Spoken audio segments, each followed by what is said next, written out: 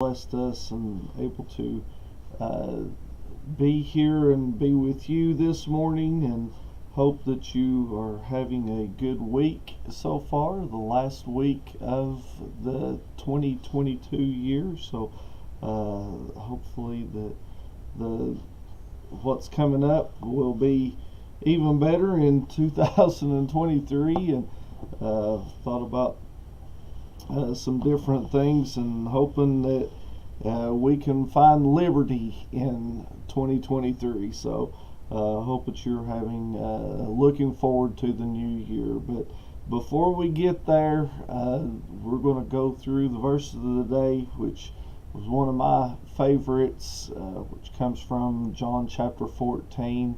I quote it quite a bit, I'll say it that way. But I love this verse, and because whenever we are anxious and we're troubled about things, and if we look back on the past year, there's been a lot of problems, a lot of heartaches, a lot of sicknesses, and different things going on, and it can get us down and out. But Jesus says in John chapter 14, let me just pull that up to make sure that you see it. Here we go.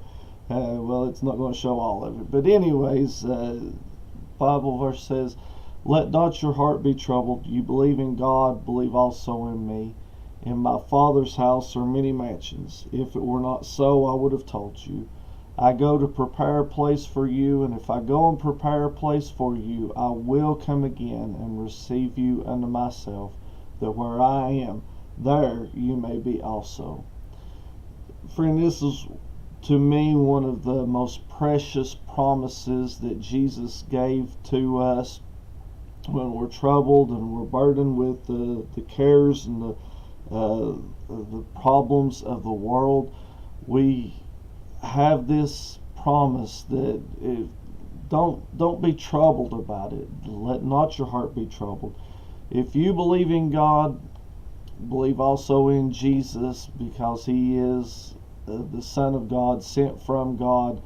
And if we believe in him, have that faith, trust in him. And if we believe in him, he tells us in verse 2, "In my Father's house are many mansions." He's got a place for you. He's got a place for me. All we have to do is accept him for who he is, the Father's Son, God's Son. He's got many mansions there waiting for you, and he's gone to prepare that place for you.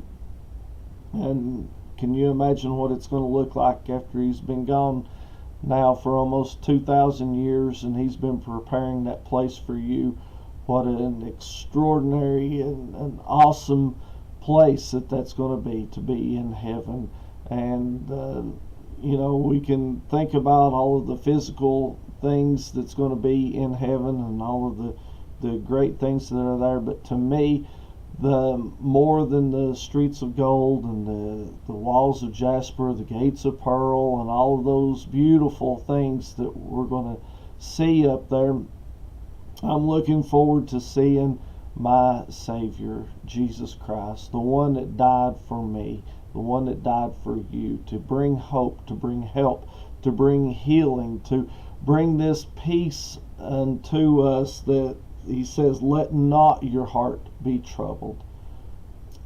We have that in him today, but I'm going to get to see him one of these days, face to face, and thank him for all that he has done for me, for salvation full and free, for the hope that we have, and that place that he's preparing for us, where more than, like I said, more than just the physical things that's going to be there. There'll be no more death, no more pain, no more suffering, no more heartaches, but it's going to be peace and joy and love forevermore.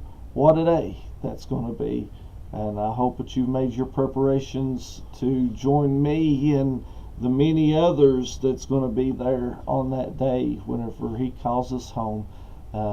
If not, today would be a perfect day, perfect time to come and let not your heart be troubled. Don't worry about what you've done, where you've been.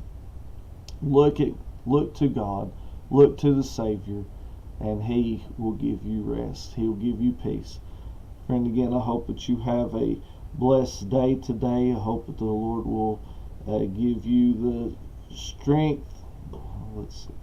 Give you the strength to continue on and to do what God has called for you to do. And I hope that you have a great rest of the week, and hope to see you again tomorrow morning for another edition of First Things First. May God bless you, as our prayers.